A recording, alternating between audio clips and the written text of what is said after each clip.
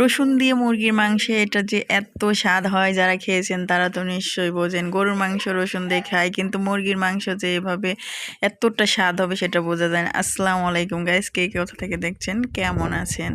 আলহামদুলিল্লাহ, আমিও ভালো আছি। এই যে আমি আজকে রান্না করতে যাচ্ছি মুরগির মাংস।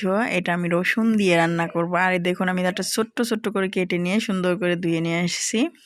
এর মধ্যে আমি কিছু এই যে গরম মশলা দিয়ে দিচ্ছি।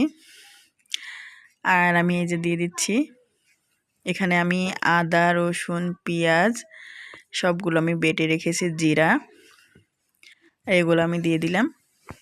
এটা কিন্তু খুবই সহজে রান্না করতে পারবেন। আর আমি এটা আজকে রসুন দিয়ে রান্না করে দেখাচ্ছি, অবশ্যই খাবেন। আর এই রসুনটা কিন্তু আপনারা একদম নতুন রসুন যেগুলো, এগুলো দিলে বেশি ভালো হবে। এই যে আমি কিছু টমেটো অ্যাড করে দিচ্ছি, একটা কুচি করে।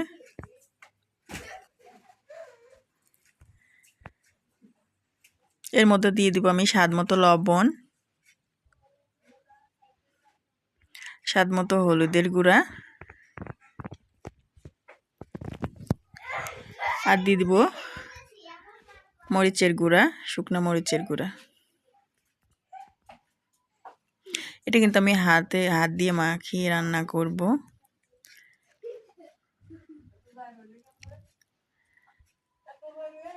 এবার আমি কিছু তেল দিয়ে ভালোভাবে মাখিয়ে নিলাম। এই যে আমি হাত দিয়ে মাখিয়ে নিচ্ছি। এবার আমি কড়াইয়ের মধ্যে এগুলোকে আমি দিয়ে দিলাম, দিয়ে একটু ভালোভাবে নেড়ে চেড়ে নিতে হবে, কিছুক্ষণ কষিয়ে নিব। এই যে এটার মধ্যে আর আলাদা পানি অ্যাড করার দরকার নেই, আমি ভালোভাবে এটাকে কষাবো। আর এটা আমি একদম ভুনা ভুনা করব। আর এভাবে যদি অল্প পানি দিয়ে ভুনা ভুনা করা যায়, এটা কিন্তু একটা দেশি মুরগির টেস্ট আসে। এবার আমি অ্যাড করে দেব কিছু রসুন। এই যে আমি রসুনগুলোকে একটু আস্তে আস্তে করে ছুলে নিয়েছি। অবশ্যই পুরাতন রসুন হলে কিন্তু কোয়া এড়িয়ে সেগুলোকে পরিষ্কার করে ধুয়ে নিতে হবে। আর এভাবে রসুনগুলো রান্না করলে কিন্তু একদম রসুনটা একদম মকমাল টাইপের হয়। এগুলো কিন্তু গোশের চাইতে রসুনটা খেতে খুবই সুস্বাদু হয়। আর এই রসুনটা আমি এই যে দিয়ে কিছুক্ষণ কষিয়ে নিব। এই যে দেখুন, ভালোভাবে আমি কিন্তু কষিয়ে এখন সামান্য পরিমাণ পানি অ্যাড করে দেব।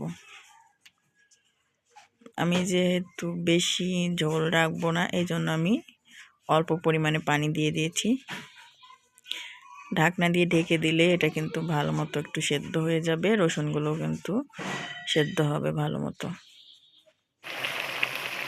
তারপরে এই দেখুন, মাশাআল্লাহ অনেক সুন্দর কালার আসছে। এবার আমি কিছু শুকনা করে রাখা জিরা আর গরম মশলা একসাথে বেটে দিয়ে দিলাম।